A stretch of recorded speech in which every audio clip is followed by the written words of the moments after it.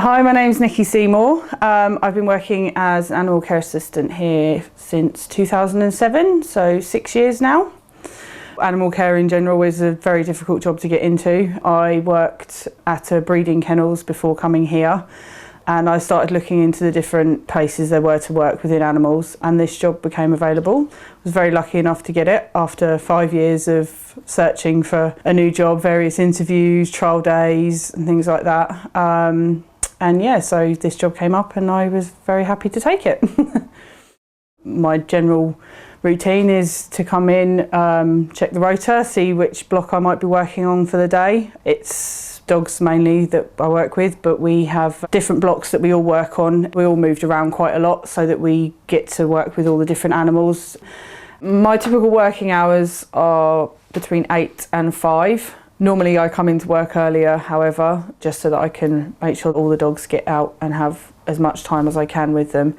It's a case of letting the dogs out into their morning runs, and then we start the cleaning process. In the middle of cleaning, we're also getting the dogs out exercised. We've got exercise paddocks for the dogs to have a good run around in. We continually exercise the dogs throughout the day after all the cleaning's done as well. From 11 o'clock onwards, we're open to the public. Then it could be talking to the public with regards to rehoming a dog. Public come in to visit dogs that they have on reserve, so we will be bringing them up for visits, and obviously we're also still exercising the dogs throughout the day. If we get some extra time, we try to take the dogs off site so they can have a bit of variety. Between 11 and 3 we do our training. We have quite a structured training programme for every dog here.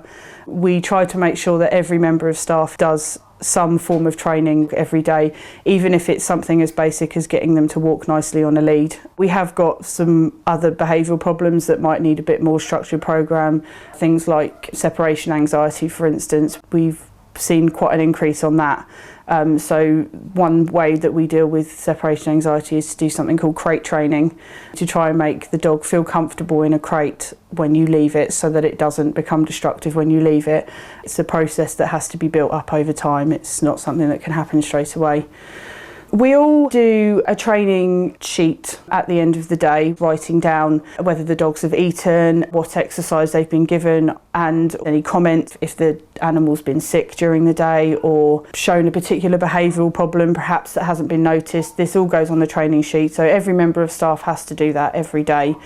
There's not too much paperwork to do, but we do have to fill in sheets every day just to keep a record of everything, basically. And then from 3 o'clock we're cleaning the kennels again, making sure their beds are nice and tidy and dry and clean for them.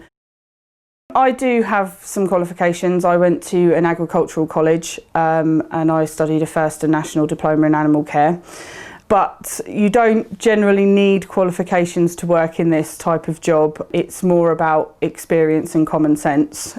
I was very lucky in the fact that I had managed to get a part-time job at my previous employer, which then turned into a full-time job, and through college I also did various work placements at other places as well.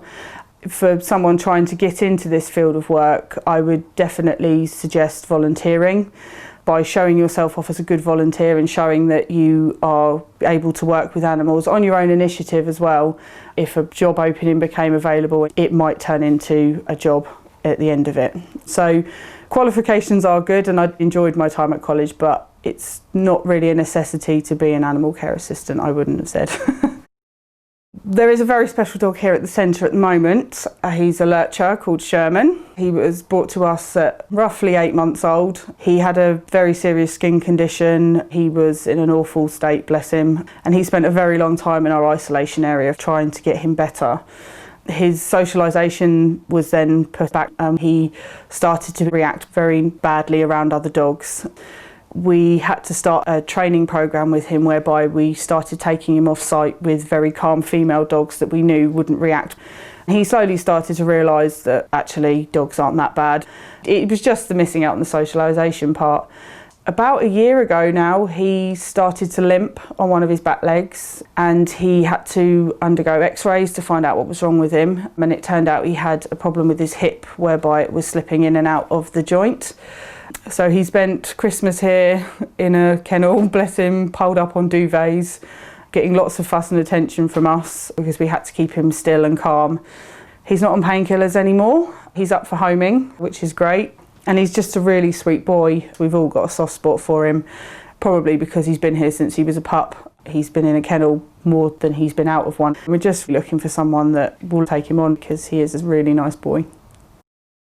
Good points of my job would obviously be when we find homes for dogs. Obviously the more special, longer term dogs are the more happier ones, I would say, but every dog that we find a home for is a good point. We do get dogs come to us and you just can't understand how they could end up here. But seeing that dog then go into a home, and we get regular updates from people that take dogs from us, either via our Facebook page or sometimes they even drop in to say hello with the dog, especially one that perhaps hadn't had a great start in life. I'd say they were probably the better points of the job. Bad points of the job. Obviously working outside in all weathers. We've been quite lucky this year in the fact that we haven't had snow yet, touch wood, but the last couple of winters have been particularly bad with regards to snow and ice, the water freezing, trying to clean the kennels quickly before the water freezes up again, obviously trying to exercise the dogs when the weather's not nice. Another bad point would just be the volume of dogs that come through our doors. It's really terrible to think how many dogs out there are unwanted.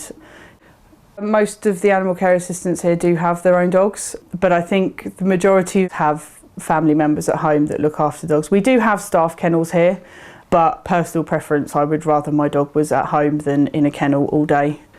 There are times when I've had to work out of hours. I've done quite a lot of hand rearing of kittens and fostering of puppies, which are not during working hours as well, throughout the night when they need feeding every couple of hours, and you've still got to come in and do your 8 till 5.